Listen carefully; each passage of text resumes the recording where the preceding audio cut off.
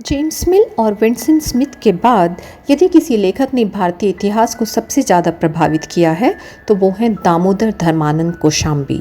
समय से पहले संसार छोड़ने वाले कौशाम्बी अपने पीछे कई कागजात और लेखों के अलावा निम्नलिखित कुछ प्रमुख कार्य छोड़कर गए हैं। भारतीय इतिहास के अध्ययन का एक परिचय, ऐतिहासिक रूपरेखा में प्राचीन भारत की संस्कृति और सभ्यता, एक्सेस्परेटिंग निबंध, व्यायाम में अभ्यास, द्वंद्वात्मक तरीके और मिथक और वास्तविकता, भारतीय संस्कृति के निर्माण में अध्ययन। इनमें से पहले दो कार्यों ने भारतीय इतिहास लेखन में क्रांति ला दी थी। दामोदर धर्मानंद कौशाम्बी एक गणितज्ञ के रूप में सबसे ज्यादा जाने जाते हैं, लेकिन वे वास्तव में पुनर्जागरण की बहुमुखी प्रतिभा से संपन्न हैं। गुणसूत्र दूरी के लिए उनका सूत्र शास्त्रीय अनुवांशिकी में एक केंद्रीय स्थान रखता है।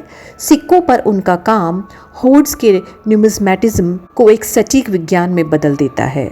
माइक्रोलिथ्स का एक बेजोड़ संग्रह, कार्ले में एक ब्राह्मणी शिलालेख की खोज और रॉक उत्कीर्णन के साथ मेगालिथ की उल्लेखनीय संख्या पुरातत्व में महत्वपूर्ण योगदान देती है। भर्तृहरि की कविता के उनके संस्करण और सबसे पुराने ज्ञात संस्कृत संकलन भारतीय पाठ आलोचना में मील के पत्थर हैं। भारतीय इतिहास के अध्ययन के लिए एक मौलिक रूप से नया दृष्टिकोण, वैज्ञानिक पद्धति और व्याख्या की आधुनिक तकनीक, बुनियादी समस्याओं का चयन और विश्लेषण, प्रस्तुति को विशद और अवशोषित करते हैं। नई सामग्री, महापाषाणों की मूल खोज, सूक्ष्म पाषाण, देहाती अंधविश्वास और किसान रीति रिवाजों की अपनी श्रृंखला में कौशाम्बी का नाम सबसे ताज़ा है। वे बताते हैं कि स्मारकों, रीति रिवाजों और अभिलेखों की जांच करके अतीत में अंतर्दृष्टि कैसे प्राप्त की जा सकती है। इसके लिए पुरातत्व,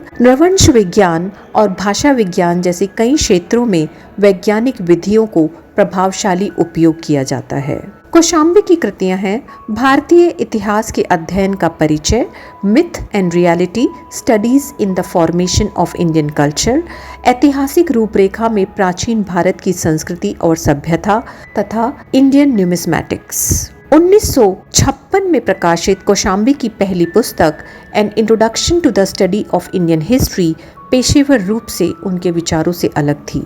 इतिहास में कालानुक्रमिक वर्णन के लिए उनका बहुत कम उपयोग था, क्योंकि उनका तर्क था कि प्रारंभिक काल के लिए कालक्रम अर्थपूर्ण होने के लिए बहुत अस्पष्ट था। उनके लिए इतिहास उत्पादन के साधनों और संबंधों में उत्तरोत्तर विकास का क्रम था। विश्वसनीय ऐतिहासिक अभिलेखों के कारण उन्होंने तर्क दिया कि भारतीय इतिहास को तुलनात्मक पद्धति का उपयोग करना होगा।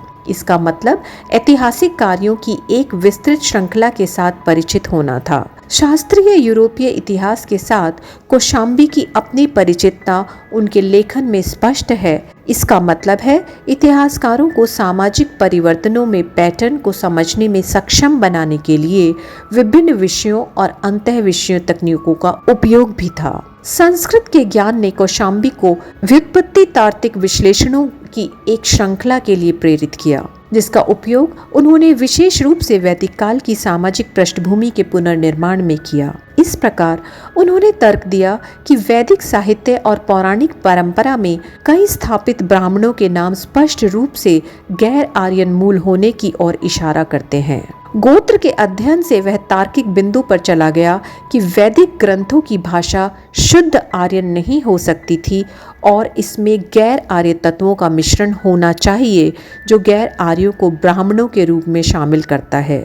यह सिद्धांत अब उन लोगों के लिए अधिक स्वीकार्य है जिन्होंने इंडो आर्यन पर काम किया है। भाषा विज्ञान ग्रंथों और भाषा के भाषाई विश्लेषण के आधार पर जो वाक्य रचना और शब्दावली दोनों में गैर आर्य संरचनाओं को स्पष्ट रूप से इंगित करता है। यह सांस्कृतिक अस्तित्व की मान्यता थी जिसने कौशाम्बी को अपने ऐतिहासिक आख्यान में नृविज्ञान और मानव विज्ञान से इतनी सामग्री बुनने के लिए प्रेरित किया। उन्होंने उल्लेख किया कि एक जनजाति की उपस्थिति जिसने एक बार जाति को जन्म दिया था और दूसरी जो एक अर्ध गिल्ड बन गई थी।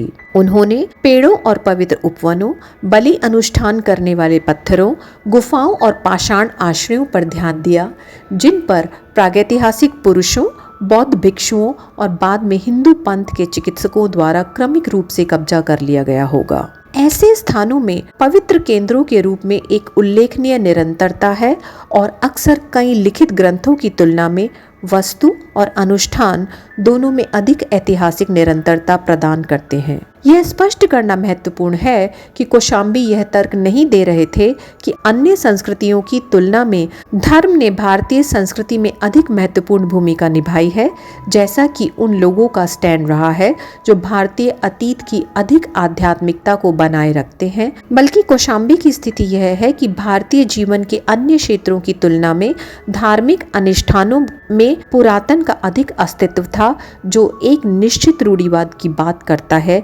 लेकिन साथ ही ऐतिहासिक रूप से इसकी जांच पड़ताल करने लायक बनाता है। यदि आप भारतीय इतिहास के किसी भी विषय के रूप में जानना चाहते हैं तो कृपया कमेंट बॉक्स में कमेंट करें, ताकि उसी विषय पर सामग्री लाकर हम आपका ज्ञानवर्धन कर सकें। धन्यवाद।